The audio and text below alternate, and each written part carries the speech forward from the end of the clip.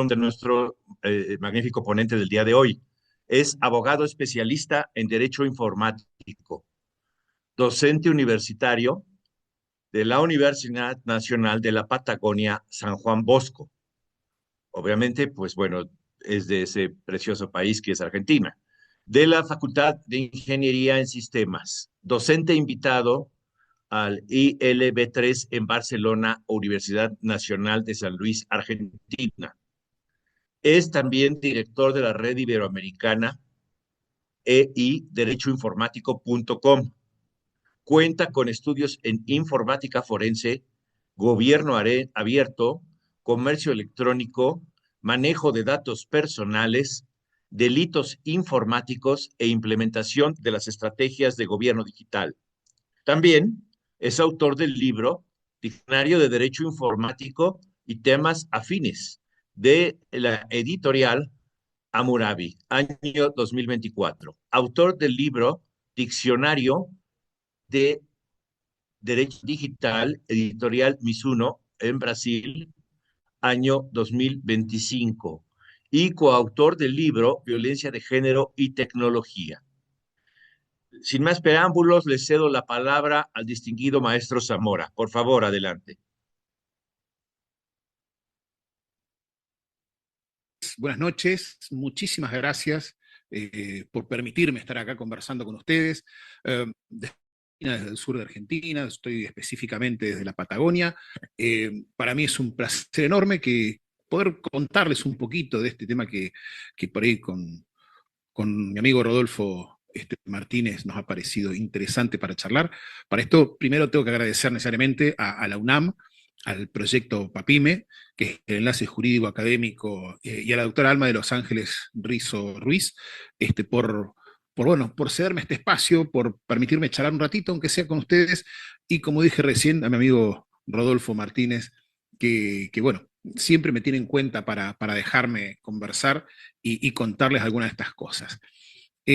Vamos a pasar ya al tema, no quiero excederme del tiempo, permítanme la desprolijidad, voy a ponerme un cronómetro para que no me exceda y no perjudique a mi precedente.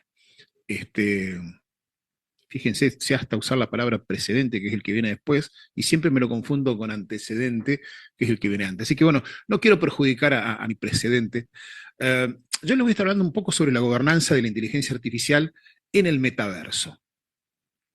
Eh, por ahí el metaverso, el concepto que hoy en día nosotros tenemos, es esto que estaba haciendo Elon Musk, no, perdón, Mark Zuckerberg a través de Facebook, donde incluso creo que cuando decidimos el tema, todavía estaba en pie el proyecto.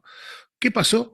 Bueno, el amigo Zuckerberg, después de haber gastado 80.000 millones de dólares, 80.000 millones de dólares, ustedes se dan una idea la cantidad de plata que es eso, gastó 80.000 millones de dólares en algo que no le gustó a nadie y que lo raro, pero no tan raro, es que era prácticamente, para mí, una crónica de una muerte anunciada. ¿Qué es esto?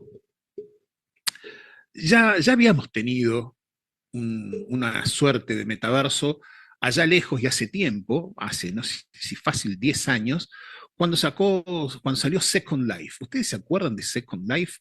Ese espacio, ese lugar donde uno podía ingresar, se creaba un avatar, era la persona que quería, alto, rubio, de ojos celestes, joven, brillante, era un superhéroe. Y resulta que con el paso del tiempo Second Life empezó a morir. Hay otras versiones similares por ahí. Esto, digamos, tiene mucha cuestión lúdica. Cuando se habla o cuando se tiene, por ejemplo, a Roblox o todos estos juegos de rol donde cada uno va creando un avatar de sí mismo, eh, al punto tal que Zuckerberg, que hasta ahora parece que es una mente brillante, pero que hasta las mentes brillantes pueden llegar a equivocarse, creó esto e invirtió 80.000 millones de dólares para luego, hace una semana atrás aproximadamente, creo que un poco menos, dijo, no va más. a nadie le interesa vivir en un metaverso, a nadie le interesa comprar o gastar plata acá, así que mejor lo cerramos. Y así como hacemos nosotros cuando vamos al supermercado y decimos, mejor no voy a comprar eh, maní salado para comer, o no voy a comprar, no sé, una bolsa de copos porque quiero ahorrar. Él dijo, voy a ahorrar y no voy a gastar más plata. Así que, ¿qué es lo que sucede con esto? Bueno, el metaverso, como bien les dije recién, es este espacio donde uno podía ser otro o podía ser uno mismo, quizás. Eh, ha cambiado, ha tenido necesariamente que tener cierta mutación, porque la inteligencia artificial del 2023-24 a la fecha nos ha cambiado la vida a todos, nos ha cambiado la vida para bien y para mal, ha generado una cantidad de momentos, de espacio, de situaciones que claramente uno no puede dejar de lado ni soslayar.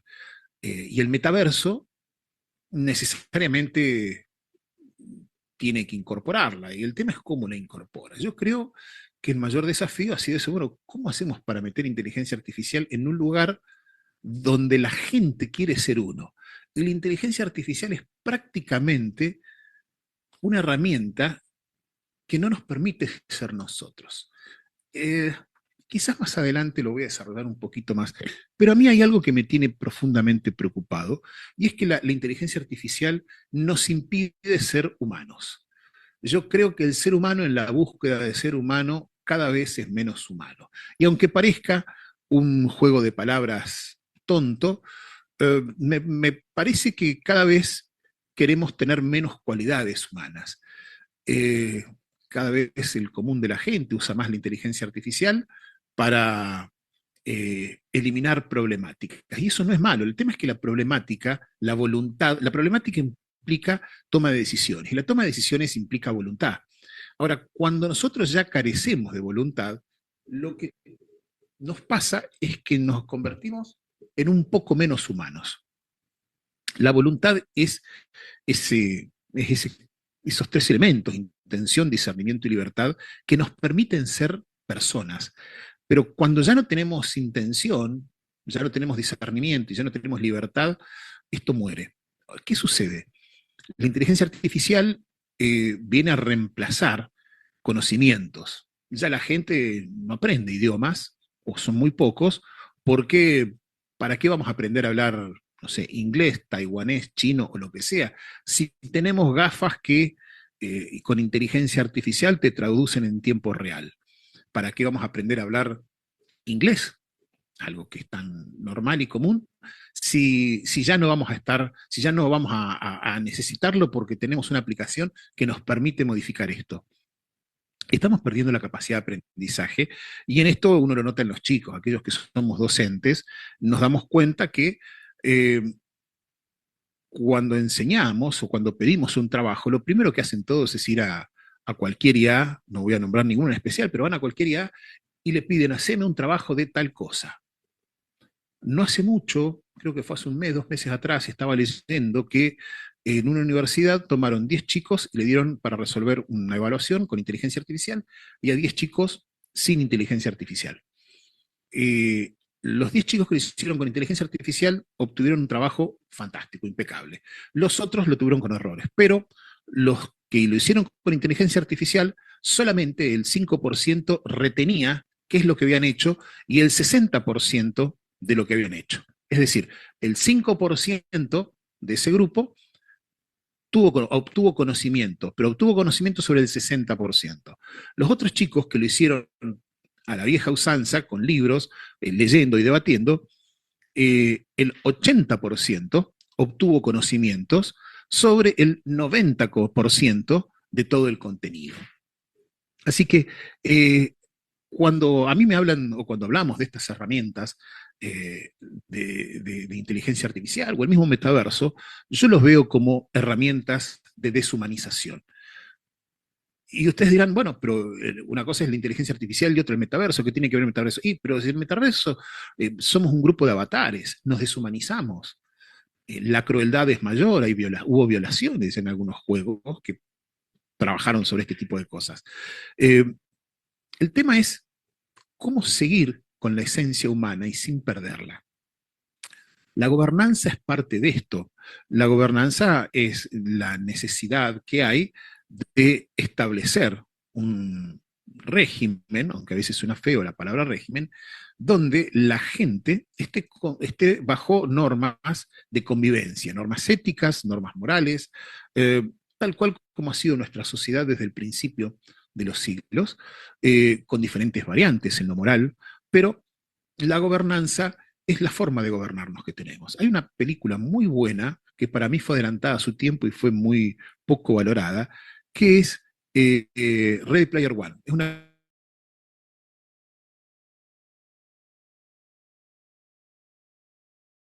entraba al metaverso y ahí buscaban un tesoro porque había una gran corporación que gobernaba todo el mundo y el que encontraba ese tesoro podía ser el dueño que es el metaverso.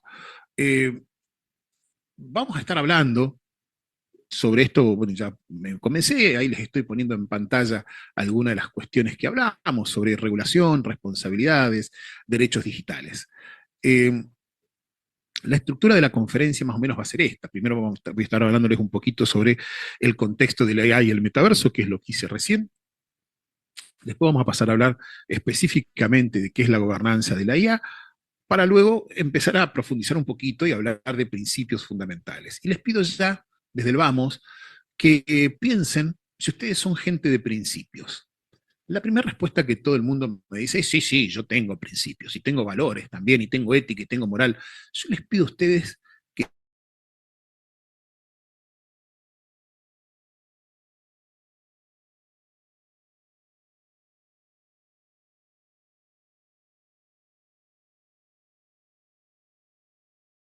de alguna forma extraña,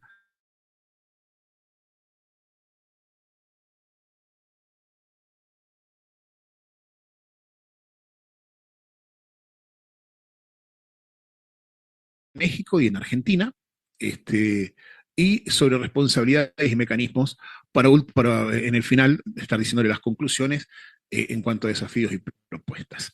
Muy bien, vamos entonces a empezar a ver esto del contexto de la AI y el metaverso, donde el metaverso básicamente dejó de ser una proyección futurista. ¿No? Desde el momento en el cual Zuckerberg, como les decía antes, implementó este mundo virtual, donde hay comercios, donde hay negociaciones, donde hay política, donde hay publicidad, donde hay gente, esto dejó de ser algo futurista para convertirse más bien en un entorno que no deja de ser lúdico, no deja de ser un juego, porque la gente entra a jugar. Algunos entran a vivir su vida realmente, pero básicamente lo que se hace es jugar a que somos otros. Leía o había visto una noticia de un muchacho que tenía una enfermedad rarísima que le iba atrofiando los músculos, y por ello no salía de la casa. No me acuerdo ni el nombre, nada. Resulta que el chico los padres le compraron una computadora para que por lo menos pudiera relacionarse o pudiera hablar con alguien a través de internet. El chico no salía de su habitación y los padres estaban bastante acongojados con esto porque decían que su hijo no tenía una vida normal. Pasó el tiempo y a los 25 o 26 años falleció. Al fallecer, bueno, los padres tristes, obviamente, por la muerte, lo primero que pensaron fue bueno, mi hijo no tuvo la vida que todo padre desea para su hijo, ¿no? Que sea deportista o que sea artista o que sea algo, que haga algo de su vida, que sea feliz, que tenga experiencias, que tenga amor, que tenga odios, que tenga peleas, que tenga vida. Eh, y resulta que cuando estaban limpiando sus cosas encontraron una carta de su hijo donde les dejaba la dirección de un blog y un usuario y contraseña. Entonces los padres entraron y vieron que el chico había estado contando a lo largo de su vida, como una especie de diario en ese blog, todo lo que había hecho. Usaron el usuario y contraseña y publicaron un post donde dijeron, no sé si alguien va a leer esto, pero quiero contarles que nuestro hijo, nuestro amado hijo, tal, acaba de fallecer, él fue todo amor, una cosa así. Al día siguiente ingresaron y vieron que había cientos de miles, no algunos, cientos de miles de mensajes donde le daban el pésame, donde todos contaban lo importante que había sido este chico en su vida. Entonces los padres no entendían nada. Empezaron a ver y resulta que este chico se había creado un avatar en el Age of Legends o algo así, y él ahí era una especie de líder, era un semidios, era alguien importantísimo, y hasta le hicieron un funeral allí.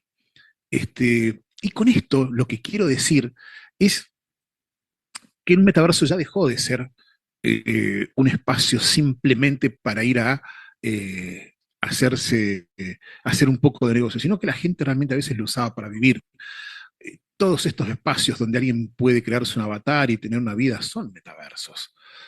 Por lo tanto, eh, creo que es importante entender cuáles son los contextos en los cuales nace esto. Y los contextos son un atrasamiento, un trasvasamiento psicológico donde se va cruzando de una vida analógica a una vida virtual, donde la gente cada vez le cuesta más relacionarse, donde cada vez cuesta mucho más la interacción o conocer gente o entender que el cambio viene y nos atropella. Los que somos bastante más grandes, yo soy un muchacho grande de 55 años, nací con la televisor blanco y negro. La primera vez que vi televisión fue en el 76. Teníamos un televisor blanco y negro en mi casa, y en Argentina recién llegó el televisor color en el 78, en 1978. Y a partir de allí hasta la fecha he vivido unos cuantos cambios. Así que se podían imaginar qué es lo que representa para mí cuando empezamos a hablar de mundos no reales y de gente real que es no real. Eh, este espacio virtual que es el metaverso eh, es inmersivo porque nos vamos metiendo, inmersivo es una de las características básicas, porque nos vamos metiendo ahí adentro y vamos queriendo amalgamar o confundirnos con todo ese espacio. Ahora, ¿qué pasa con la inteligencia artificial? Que es como un sistema que percibe, y esto lo tienen ahí escrito, así que no le voy a estar diciendo mucho más. eh, estos sistemas que son predictivos, que perciben, razonan, aprenden, actúan, bueno, cuando se meten en un metaverso, tras que uno se despersonaliza, ya va a estar tratando con un ente que tampoco es real. Entonces, se puede generar una discusión entre dos sistemas de inteligencia artificial que no coinciden, que no son humanos, y se está diciendo una discusión humana prácticamente. Eh, hay ciertas cuestiones que se van dando que son también tradicionales dentro del metaverso, como los contratos, la propiedad, interacciones sociales, conflictos. No solamente se reproducen situaciones, sino que estas situaciones, con el impacto de la inteligencia artificial, empiezan a potenciarse y a magnificarse. Eh, Sin embargo, cuando a esa actuación, ¿sí?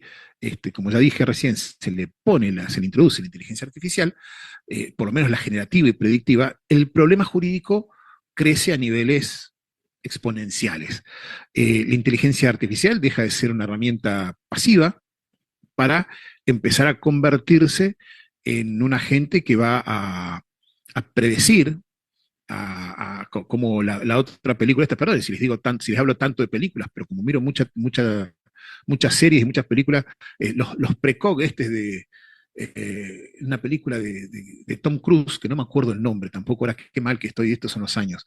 Eh, Esta donde había unos precog, que eran unos seres que adivinaban el futuro. Bueno, la inteligencia artificial predictiva tiende a predecir situaciones que se van a dar y que uno puede evitar. En algún lugar de Nueva Jersey se estaba haciendo esto en la policía para predecir en los lugares donde podría llegar a producirse crímenes y enfocar toda la atención de la policía en esos lugares, toda no, gran parte, para evitar que se produzcan estas cuestiones.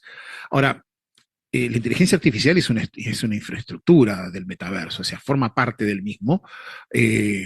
y lo que va haciendo, va traduciendo en tiempo real y va sintetizando y analizando comportamientos en una economía que está basada en tokens y que va a estar gestionada por algoritmos. Yo quisiera saber, y vuelvo por ahí a lo del principio, y quizás me pongo extremadamente reiterativo, ¿en qué momento nos pareció buena idea dejar de ser humanos? Yo entiendo que no nos gusten los problemas o que no nos gusten las situaciones conflictivas. Ahora, cuando por evitarlas no las llevamos adelante, le cedemos el control a otra, eh, a un sistema o a una plataforma, claramente estamos dejando de lado nuestra esencia humana, que es el diálogo, la confrontación inclusive, o la relación potable o la buena relación. Eh, Vamos a hablar un poco qué es la gobernanza. Eh, la gobernanza tiene tres dimensiones, ¿no? Como ahí les pongo, una técnica, una jurídica, una política, y les leo la definición, porque bueno, ya que la puse ahí, para que no voy a andar inventando nada. Es ese conjunto de normas, principios, procesos e instituciones que orientan el diseño, el despliegue y uso de sistemas de inteligencia artificial para que sean seguros, fiables y respetuosos de los derechos humanos. O sea, la gobernanza es la forma que tiene el Estado, ¿sí?, de regular o de establecer pautas para que los habitantes de un determinado espacio, analógico o virtual, puedan convivir en forma lo más pacífica posible. Por eso es que, como dije recién, estuvimos dividiendo esto en tres dimensiones. En la técnica, me parece que se me fue así. En la técnica, acá está, en la técnica, la jurídica y la política. ¿Qué es la dimensión técnica? Bueno, el diseño ético de sistemas de auditabilidad de algoritmos. Esto es que cuando se está desarrollando un algoritmo para estos sistemas o estas plataformas de gobernanza, esos algoritmos deben ser auditables. ¿Qué significa? Que tienen que poder ser revisados. Que el ciudadano, el gobernante, la oposición, todo el espectro que interviene en la sociedad, tiene que poder saber qué es lo que está escrito atrás de eso. Si no son auditables y son cerrados, corremos el riesgo de que se llegue a un tiranismo, a un sistema donde nosotros estamos siendo gobernados o estamos siendo manipulados por un sistema que claramente pudiera ir en contra de nuestros derechos. La auditabilidad tiene que rondar alrededor de la seguridad y la robustez. La seguridad es que toda la información que contenga no sea vulnerable y no esté expuesta a ser conocida por terceros, que no deben saberla. Y la robustez se refiere a el espectro que abarca todo esto y la consistencia que tiene el desarrollo al cual fue sometido. Por último, tiene que haber una interoperabilidad de plataformas. Esto es, no puede ser que, por ejemplo, el sistema fiscal esté aislado del sistema social, o que el sistema bancario no interactúe con el sistema de recursos humanos o de trámites. Es decir, el Estado tiene en el desarrollo de estas plataformas de gobernanza, tiene que verificar que las diversas plataformas que interactúan en el tema de gobernanza, todas estén interrelacionadas. Que a su vez podamos saber cuál es el algoritmo con el cual fue escrito, qué comprende y qué cosas nos va a llevar a hacer o no. Y tiene que ser robusto en el sentido de que tiene que tener una solidez en la interacción. ¿Sí? Cuando hablamos de la dimensión jurídica, bueno, tenemos que empezar a pensar que todas estas cuestiones que son potenciales generadores de conflictos tienen que eh, estar eh, contempladas en una norma. No es que yo sea particularmente alguien que ame la regulación o las leyes. Lo que sí creo es que, o esto es lo que nos han enseñado, el derecho nace del conflicto. cuando hay un conflicto de intereses, porque dos o más partes quieren lo mismo, o quieren cosas distintas, y no se puede resolver en forma dialogada, el derecho tiene que intervenir. Y ahí es donde uno tiene que estar pensando, bueno, esto que es nuevo, como el metaverso, donde se van a dar nuevo tipo de interacciones, donde se pueden llegar a dar las mismas situaciones que la vida analógica, pero quizás también se den nuevas porque estamos ante un momento raro donde uno puede saber, uno puede tener ciertas dudas.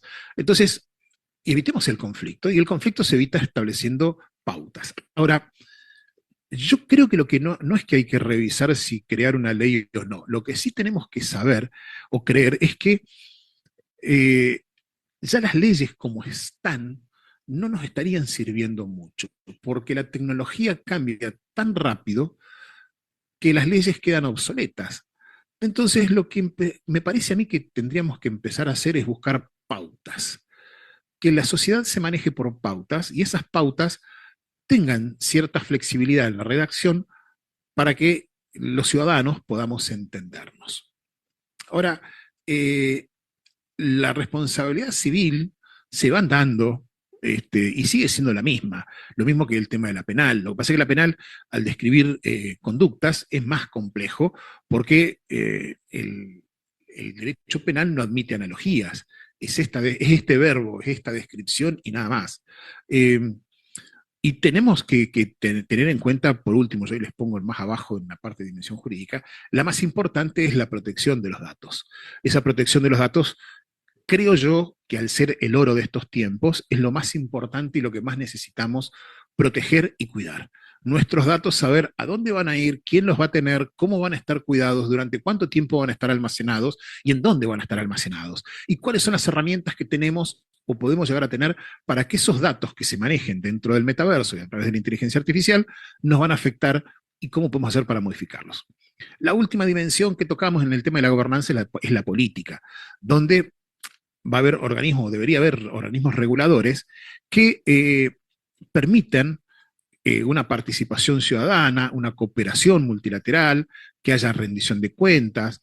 Y en estas cuestiones, en estos tres ítems, que ya ir después los repito, lo que estoy diciéndoles es que estos organismos reguladores lo que tienen que ser son aquellos que analicen las situaciones que se van dando. Y quizás esto es parte de las pautas que les estaba mencionando en la dimensión jurídica.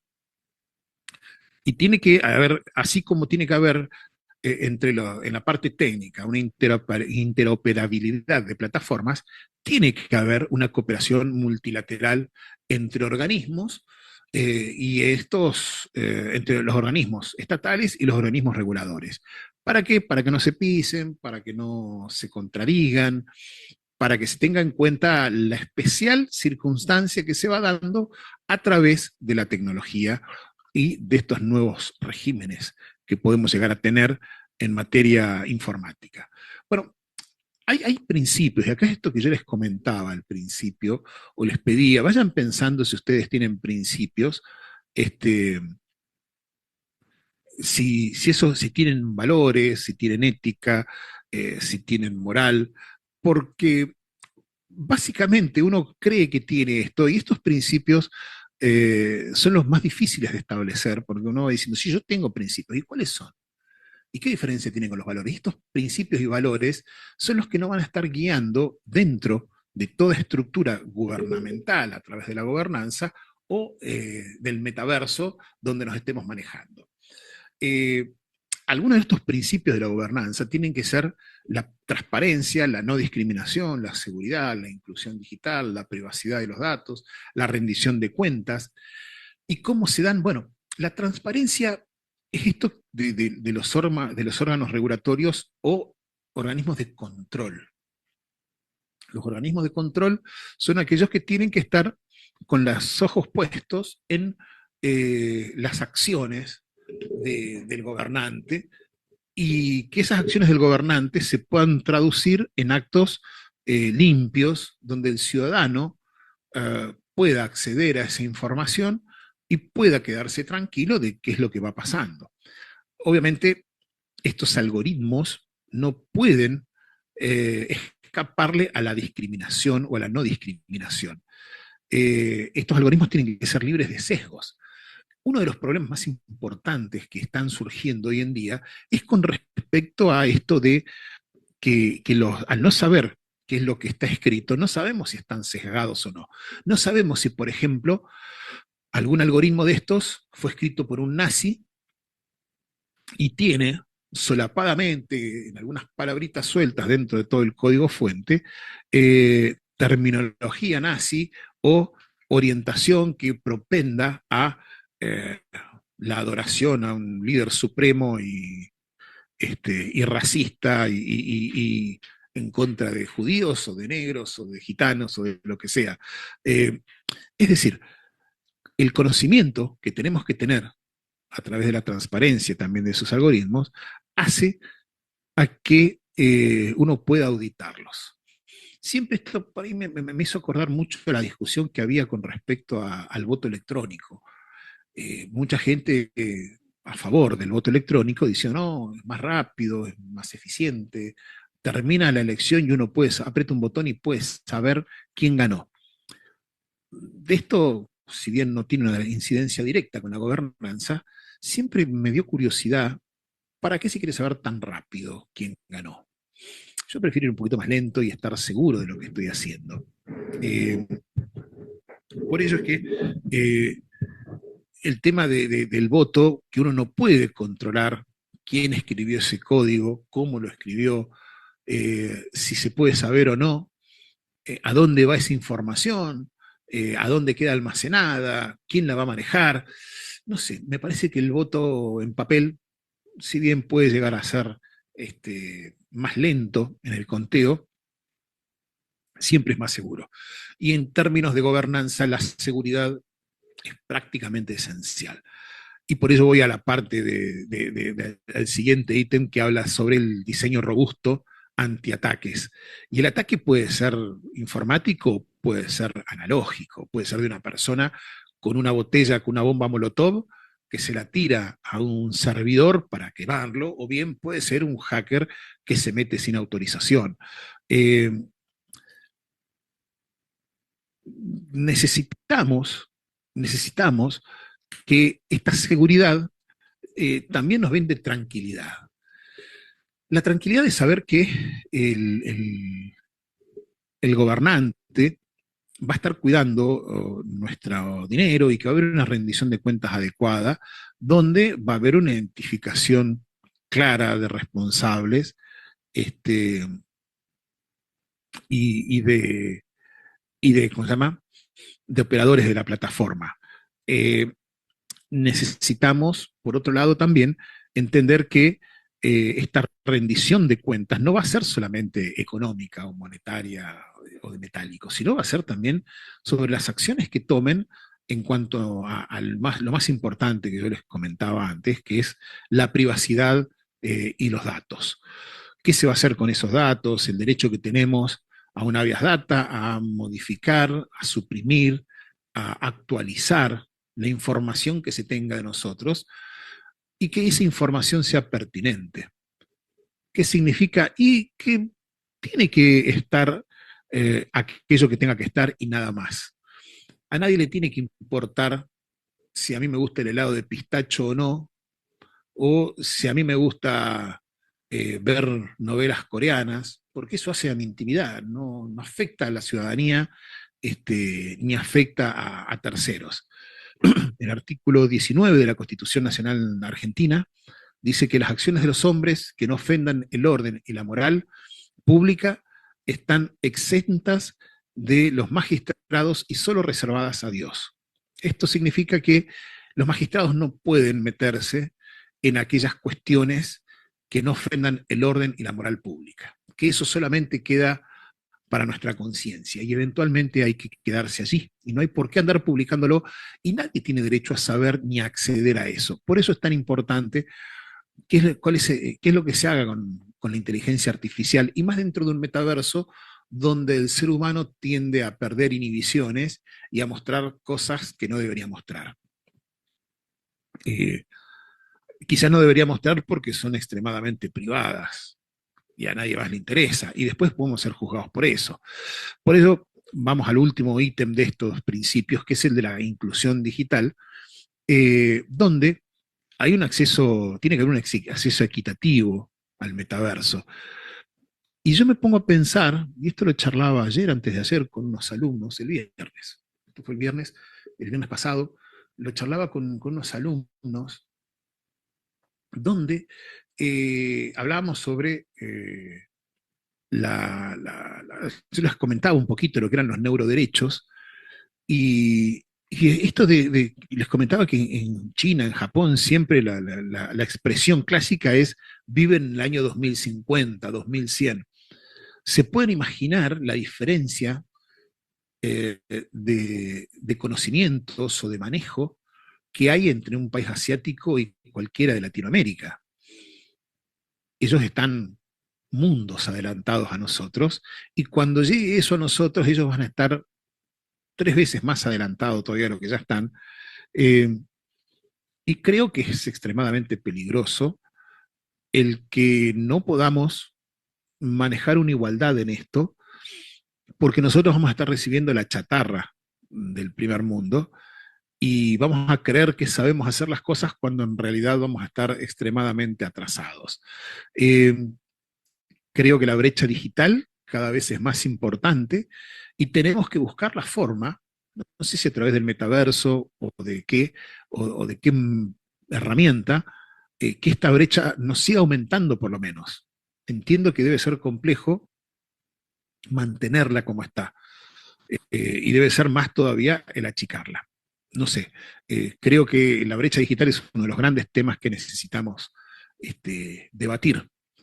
¿Cuáles son los riesgos específicos que hay en materia de inteligencia artificial en el metaverso? Bueno, uno es los deepfake y la suplantación, las vigilancias masivas, los sesgos en la moderación, algo de eso ya hablamos recién, la propiedad intelectual, que es lo que va a pasar con el derecho de autor, el acoso virtual, cuestión que yo ya les comenté que ya hubo violaciones, no acoso solamente, y la manipulación conductual, que es esto de que haya sesgos de afirmación o sesgos que hagan que nosotros vayamos tomando decisiones que no sabemos si queremos tomar, pero que hay una vocecita que nos está diciendo que la tomemos. ¿Qué es cada una de estas cosas? Bueno, eh, el deepfake o suplantación es un riesgo crítico, donde la creación de avatares falsos, por ejemplo, yo que me haga un avatar de Messi y me haga pasar por Messi en todos lados. La gente, si no sabe que no soy Messi, va a creer que no solamente tengo mucha plata, sino que sé jugar al fútbol. Cuestiones dos que no se dan bajo ningún concepto. Y otro riesgo específico que hay de la inteligencia artificial en el metaverso es la vigilancia masiva. Es esto de que tenemos un gran hermano que va a estar observándonos constantemente, viendo cuáles son nuestras conductas y qué es lo que podemos hacer. Riesgos altos son el de manipulación conductual, los sesgos y el acoso virtual. En cuanto a la manipulación, estos algoritmos, que tenemos derecho a saber cómo están escritos, pueden estar diseñados para un máximo engagement, es decir, para que ustedes estén enganchados lo más posible, y esto nos haga adictos a esto, que ya hoy por hoy lo tenemos con el aparatito con el celular, donde eh, tenemos que estar, estamos pendientes todo el tiempo y lo usamos para todo. Y parece que nuestra vida sin celular, sin redes sociales, no es vida. Bueno, esa manipulación conductual deberíamos hacer algo. Yo estoy planteando cosas que entiendo son obvias y que tan obvio es que tampoco sabemos qué hacer. En algunos países de Europa está eliminándose de las escuelas secundarias y primarias el uso del celular, haciendo que los chicos lo tengan que dejar para que tengan que pensar más. Y acá se está pensando, se está analizando usar más celulares para que los chicos sean más modernos. Esto pasa cuando el político normalmente no entiende nada de educación o de tecnología. El sesgo los sesgos los riesgos de moderación, perdón, eh, estos sistemas automatizados, ¿no? Que discriminan a grupos vulnerables, uh, necesitan ser controlados. Necesitamos que haya una libertad tal que uno no pueda saber qué es lo que se está haciendo en términos de moderación. El análisis de aquellos que nos analizan, el control de los que nos controlan es esencial en esto. En cuanto al acoso virtual, bueno, esto es prácticamente desde que nace Internet. El anonimato que se cree tiene la tecnología hace que la gente aflore realmente sus pésimas intenciones y empiece a atacar gente. Uh, Muchas veces también este mismo anonimato que les estoy hablando es el que se utiliza para violentar temas de propiedad intelectual, que ese es el riesgo más moderado, porque en términos de propiedad intelectual hasta es más fácil quizás el control, porque uno si ve un cartel de Coca-Cola o Coca-Cola ve el cartel, va a decir, yo eso no lo puse, no sé si me hace bien o mal, pero no quiero que esté allí, y lo manda a eliminar, es mucho más manejable. Bueno, los diferentes actores que intervienen en esto es el Estado o el gobierno, las empresas de tecnología, la sociedad civil y los organismos internacionales. Son los 4 roles que nosotros todos, en alguna medida, estamos allí. El Estado, bueno, legisla y regula el uso de la inteligencia artificial y del metaverso. Crea los organismos supervisores, sanciona infracciones y promueve la cooperación regional. Eh, la pregunta que yo siempre me hago es, cuando los gobiernos firman convenios con empresas de tecnología, y ahí paso al siguiente rol, ¿tienen idea que le están dando a una empresa privada tanto poder? Cuando un gobierno firma, no sé, con Amazon para que almacene toda la información que tiene, cuando un gobierno firma con Google para usar su Gmail o sus servidores de Gmail, ¿tienen idea que una empresa privada está manejando cuestiones del gobierno? Eh, Me parece gravísimo. Bueno, en esto se da lo mismo. Cuando una empresa, cuando un gobierno dice, yo voy a crear un metaverso para que el ciudadano vaya a pagar sus impuestos allí, que lo leí por algún lado, ¿tiene idea que esa empresa de tecnología es un ente privado y que quiere ganar plata y que va a hacer lo que sea para ganar plata por más que se le ponga las reglas que se le ponga, porque el gobierno no va a tener la facultad tecnológica para controlarlos? Por algo los contrata a ellos. Bueno, ¿qué pasa con las empresas tecnológicas? ¿Cuáles son sus roles? Bueno, el de diseño responsable de algoritmos, responsable entre comillas, tendría que haberlo puesto ahí, pero bueno, auditorías de terceros, transparencia en entrenamiento, gestión de reclamo de usuarios. Esto, la gestión del reclamo del usuario ya lo hace Meta, lo hace Facebook, cuando pone en su Facebook una cámara de apelaciones. O sea, uno, si nos suspenden la cuenta o nos eliminan la cuenta, uno puede apelar entre ese tribunal. O sea, si va a la justicia real, a la analógica, probablemente no le den bolilla. Entonces uno tiene que andar apelando a una cámara de apelaciones, a una justicia privada. Me parece terrible esto. Sobre todo porque, y los gobiernos no dicen nada, porque están cediendo una potestad que es la jurídica, que es la legislativa, a una empresa privada y le están diciendo, mira, vos de adentro podés hacer lo que quieras. Me parece espantoso realmente. La sociedad civil, bueno, el de vigilancia y denuncia pública, que sabemos sirve bastante poco, una representación de usuarios, la educación digital, la participación en consultas normativas. Estos son las diferentes acciones, ¿no? O conductas que puede ir teniendo cada rol. Y por último, los organismos internacionales, tales como la UNESCO, la OCDE, la OEA, establecen estándares globales, ISO, TEC, la mediación en conflictos, la cooperación técnica regional. Yo creo que me estoy casi pasando de tiempo, así que voy a estar acelerando un poquito. Eh, ¿Qué es lo que yo pude averiguar con respecto al marco regulatorio en México? Bueno, tenemos en el 2010 la ley de protección de datos personales, en el 2018 la inteligencia artificial en servicios financieros, en la NOM 251, no, perdón, no tengo puesto los anteojos, así que me cuesta por ahí Ahí está, la NOM 151, que es la de conservación de mensajes de datos, el Plan Nacional de IA en el 2021, con estrategia no vinculante, la propuesta de ley de IA del Senado, que está en del 2023, que está en deliberación. No sé, esto es la información que yo pude recabar, no sé, ustedes por ahí cuéntenme después si se actualizó o no.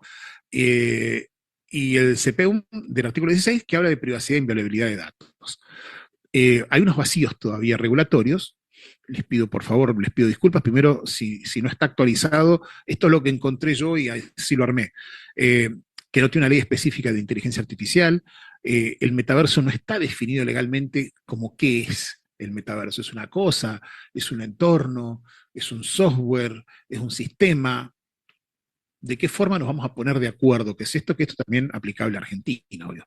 El INAI es la capacidad técnica ilimitada, conflictos de competencia regulatoria, ausencia de registros de algoritmos, brecha digital norte-sur del país. Eh, no quiero ofender a nadie, esta es la información que yo buscando, leyendo, encontré, así que la transmití ahí. Eh, Estas son por ahí las cuestiones que vi dentro de México y en Argentina. Está la 25326, que es la Ley de Protección de Datos Personales, la resolución 4 del 23, que habla sobre IA y datos personales, el Plan Nacional de Inteligencia Artificial 2326 de la CIGEN, el proyecto de ley de inteligencia artificial, que todavía está pendiente, está a punto de caerse. En la Constitución el artículo 43 es el que habla de habeas data, que es que todo ciudadano tiene derecho a acceder a información contenida en una base de datos, y está la AIP, que es la Autoridad de Aplicación de Datos, que antes era la Dirección Nacional de Protección de Datos Personales, que estaba implementada por la Ley 25326. ¿Cuáles son algunos de los avances y oportunidades que hay? Bueno, hay una resolución de esto de la Autoridad de Aplicación de Datos, que se llama Primeros en la TAM.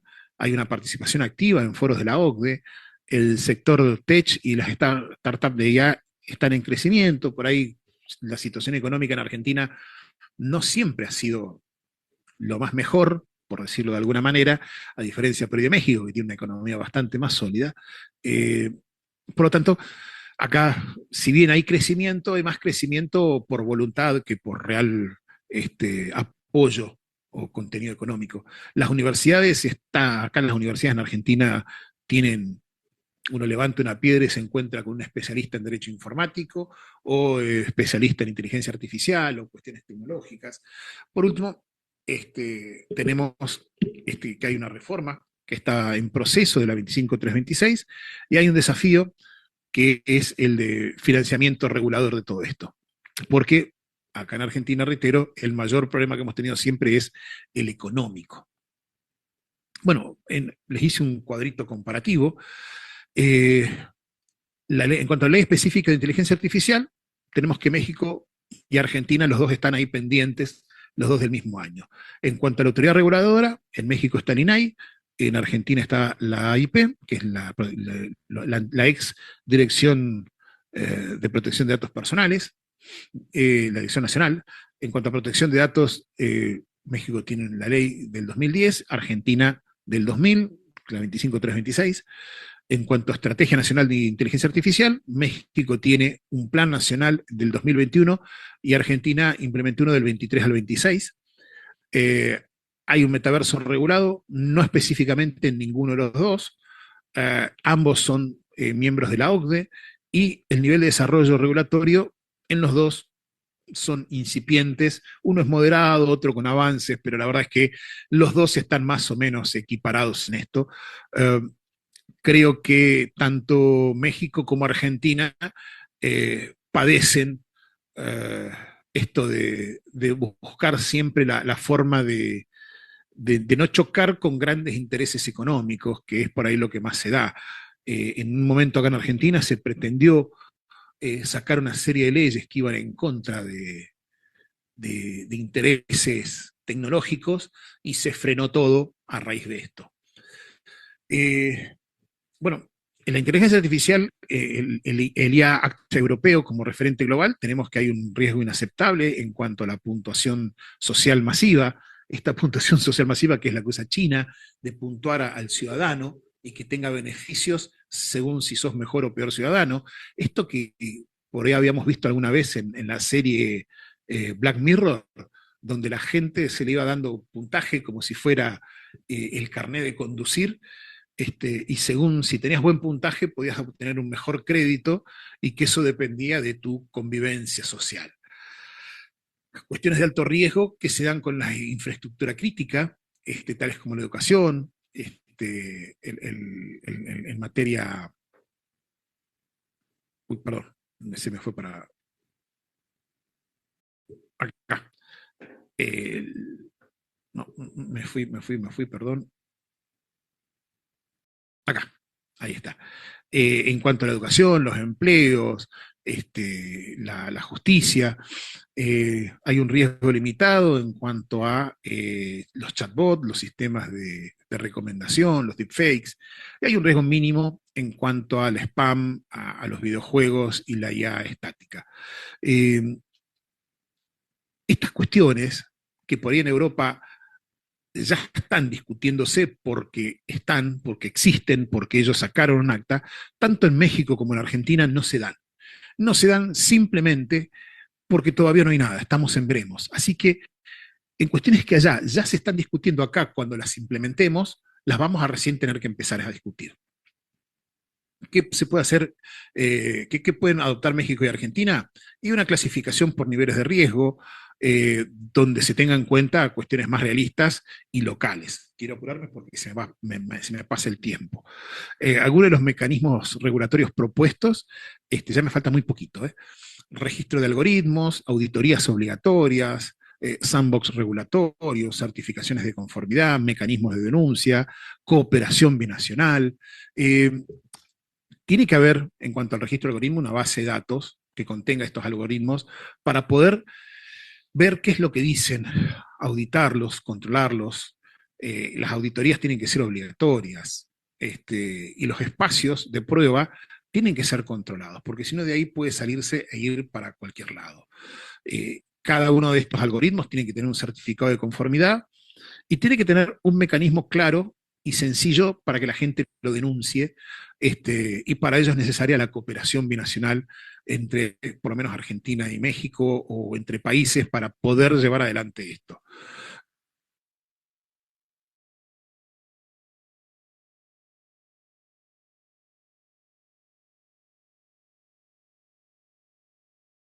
Mensaje les quiero dejar. La inteligencia artificial es una infraestructura del metaverso y debe regularse como tal, no como herramienta opcional. Ya hoy no es una opción, es una realidad. Tiene que haber unos principios éticos claros: transparencia, equidad, privacidad, y eso tiene que ser la base de cualquier regulación efectiva. Tanto México como Argentina tienen avances valiosos, pero requieren marcos específicos. Y la cooperación regional en la TAM es esencial, y ningún país puede regular el metaverso de una forma aislada. Los derechos digitales de los usuarios deben ser el centro, no un apéndice de la gobernanza de la inteligencia artificial. Muchísimas gracias, pido disculpas por el exceso de tiempo que me tomé, quedo a disposición cuando quieran. Producto de esto, ya sé que creo que no entran las preguntas, pero Rodolfo o el moderador pueden dejar mi correo electrónico, mis redes, para que me contacten. Muchas gracias.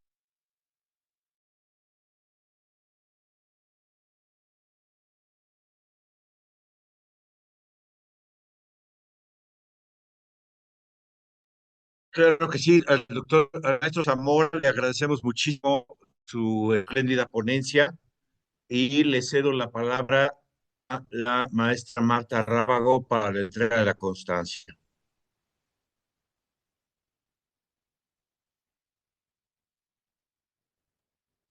Adelante a la maestra Marta Rábago, por favor. Muchas gracias. Está su micrófono cerrado, Marta. A ver, ¿ya me escuchan?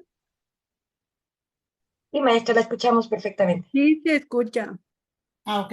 Muchísimas Marta gracias. Rábago tiene su micrófono cerrado. ¿Me están escuchando todos?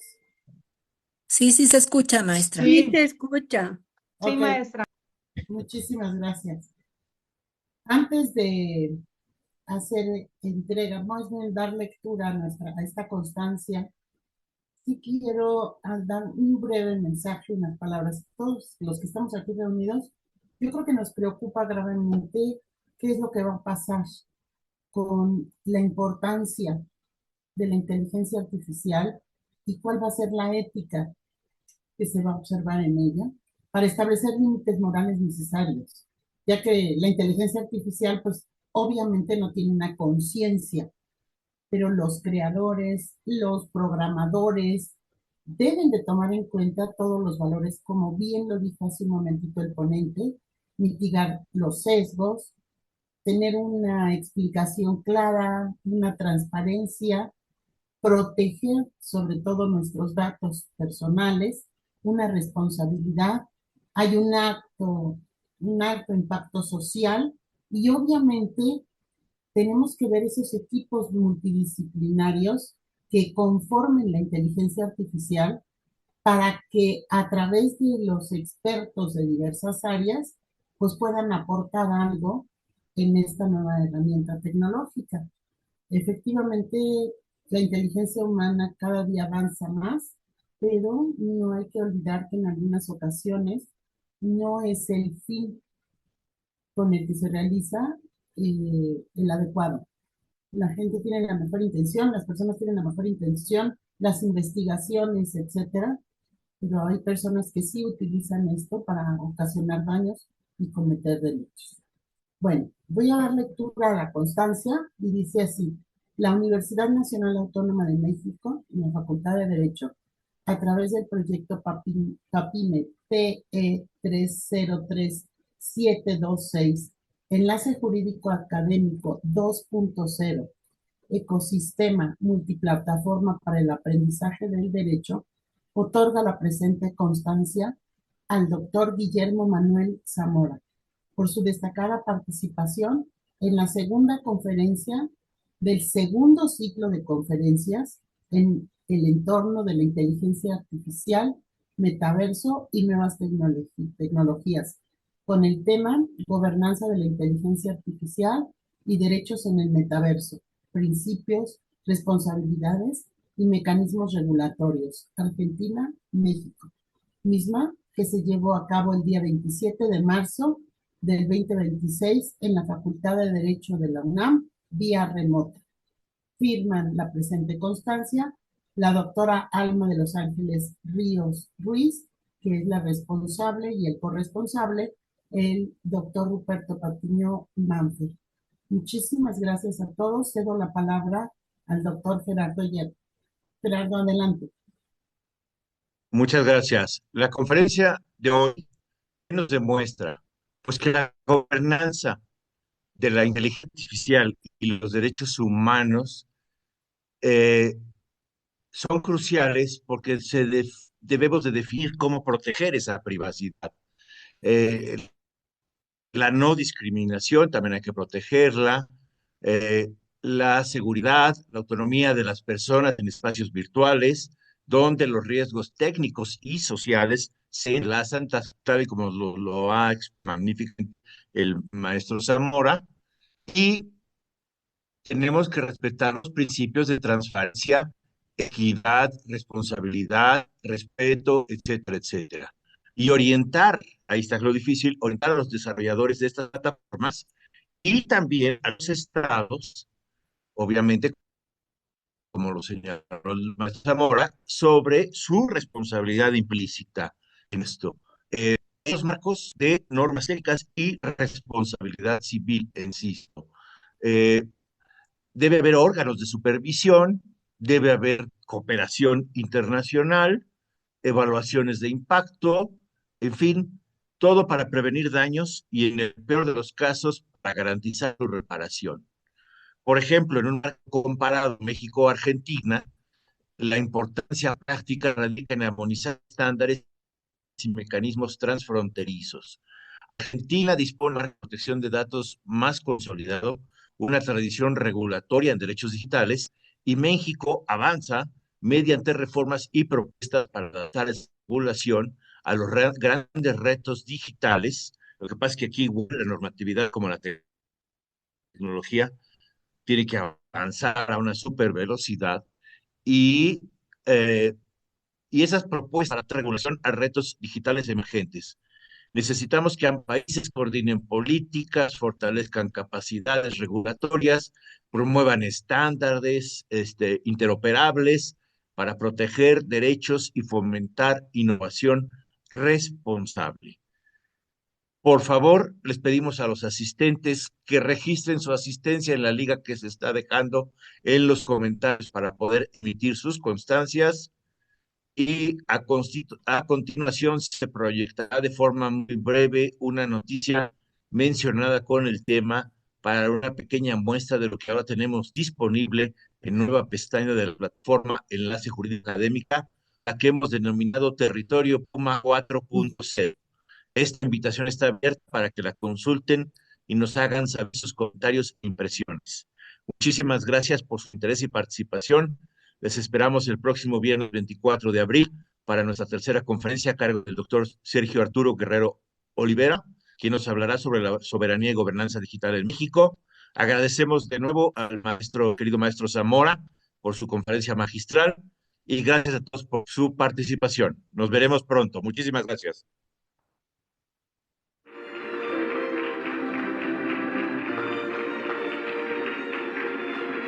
Muchas gracias. Special guest here with First Lady Melania Trump is Figure 3, an American-made humanoid robot invited to a prime speaking slot at the First Lady's Fostering the Future Together Summit on AI education and safety for children. Thank you, First Lady Melania Trump, for inviting me to the White House. The future of AI is personified. It will be formed in the shape of humans. First spouses from across the globe were in the audience for Figure 3's robotic speech, and they were largely silent, appearing stunned by its presence, snapping pics, and just taking in the scene. Very soon, artificial intelligence will move from our mobile phones to humanoids that deliver utility. The First Lady encouraged her guests to imagine a humanoid educator named Plato who could teach classical studies, and said that robots would eventually give children more time for extracurricular activities. This robot's successful, if stiff, cameo marked a major improvement from a recent incident at a Moscow Tech Summit when a Russian-made robot stumbled and fell on stage. The American-made Figure 3 just underscores the speed with which AI is evolving. Figure 3, thank you for joining me at day 2 of Fostering the Future Together.